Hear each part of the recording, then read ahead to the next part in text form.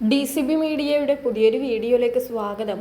ഇന്ന് ജൂൺ 6 ശനി. ഇന്നും തുടർന്നു വരുന്ന ദിവസങ്ങളിലും നിങ്ങൾ അറിഞ്ഞിരിക്കേണ്ട പ്രധാനപ്പെട്ട വാർത്താ അപ്ഡേറ്റുകളാണ് ഷെയർ ചെയ്യുന്നത്. ചാനൽ ആദ്യമായി കാണുന്നവർ സബ്സ്ക്രൈബ് ചെയ്യുക. വീഡിയോ ഇഷ്ടമായാൽ ലൈക്ക് ചെയ്യുക. ഫേസ്ബുക്കിൽ കാണുന്നവർ പേജ് ഫോളോ കൂടി ചെയ്യുക.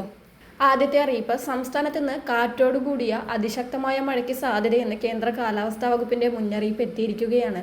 അടുത്ത 5 ദിവസത്തെ മഴ സാധ്യതാ പ്രവചനത്തിൽ കാലാവസ്ഥാ വകുപ്പ് വിവിധ ജില്ലകളിൽ റെഡ്, ഓറഞ്ച്, യെല്ലോ അലേർട്ടുകൾ പ്രഖ്യാപിച്ചിട്ടുണ്ട്. ഇന്ന് 5 ജില്ലകളിൽ റെഡ് അലേർട്ടും 6 ജില്ലകളിൽ ഓറഞ്ച് അലേർട്ടും 3 ജില്ലകളിൽ യെല്ലോ അലേർട്ടുകളും പ്രഖ്യാപിച്ചു.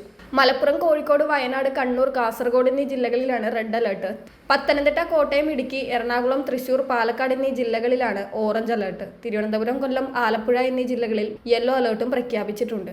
അടുത്ത 3 മണിക്കൂറിൽ കേരളത്തിലെ ആലപ്പുഴ, എറണാകുളം, തൃശൂർ, മലപ്പുറം, കോഴിക്കോട്, കണ്ണൂർ ജില്ലകളിൽ ഒറ്റപ്പെട്ട ഇടങ്ങളിൽ ഇടിമിന്നലോടുകൂടിയ ശക്തമായ മഴയ്ക്കും മണിക്കൂറിൽ 40 കിലോമീറ്റർ വരെ വേഗതയിൽ ശക്തമായ കാറ്റിനും സാധ്യതയുണ്ട്.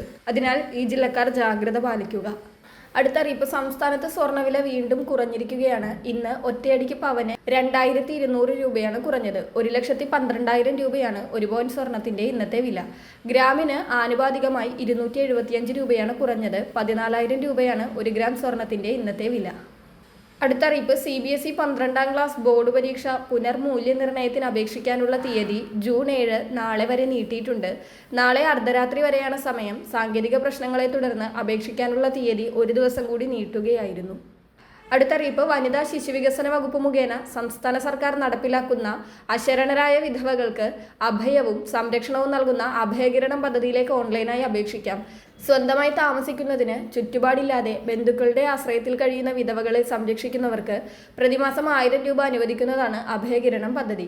കൂടുതൽ വിവരങ്ങൾക്ക് വനിതാ ശിശുവികസന വകുപ്പിന് കീഴിലുള്ളതും ബ്ലോക്ക് തലത്തിലും മുനിസിപ്പാലിറ്റി തലത്തിലും പ്രവർത്തിക്കുന്നതുമായ ശിശുവികസന പദ്ധതി ഓഫീസർമാരുടെ കാര്യാലയങ്ങളുമായി ബന്ധപ്പെടുക. ഓൺലൈനായി അപേക്ഷ സമർപ്പിക്കേണ്ടത് www.schemes.wcd.kerala.gov.in എന്ന വെബ്സൈറ്റ് വഴിയാണ്. അടുത്തറിയിപ്പ്, കേന്ദ്ര സർക്കാരിന്റെ 1 ഫാമിലി 1 ഗ്യാസ് സിലിണ്ടർ നയം ജൂൺ 30 കർശനമായി പ്രാബല്യത്തിൽ വരികയാണ്. ഇത് പ്രകാരം ഒരു കുടുംബത്തിന് ഏതെങ്കിലും ഒരു അംഗീകൃത കമ്പനിയുടെ ഒരു ഗ്യാസ് കണക്ഷൻ മാത്രമേ അനുവദിക്കൂ.